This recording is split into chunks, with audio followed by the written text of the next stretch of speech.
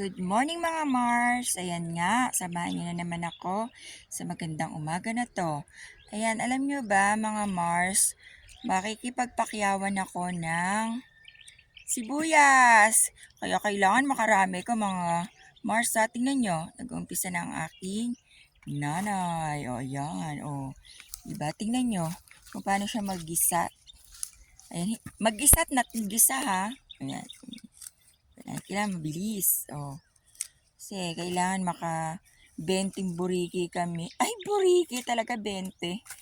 Yung makasampu lang okay na 400. 40 kasi ang isang buriki. Ayan, nakapayong kami.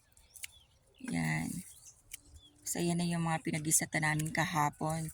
Mga Mars. O, ayan. Malapit na makaisang timba si Mood Rockets. O, diba? Ganyan.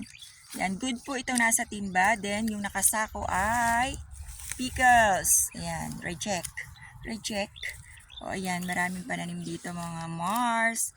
Ayun, yung uncle ko nag-aayos ng kanyang gulay. Ayan.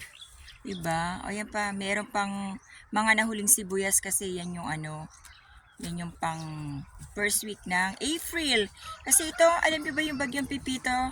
Medyo malakas yung bagyo dito kaya nasiraan ng karamihan ng sibuyas kaya yan lang mga natira. Yan mga Mars. O, diba?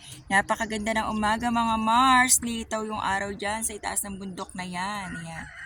O, ayan muna guys. Kailangan ko nang mag-work. Makarami ng pakyawan. Sige guys. Bye-bye. Good morning and thank you for watching.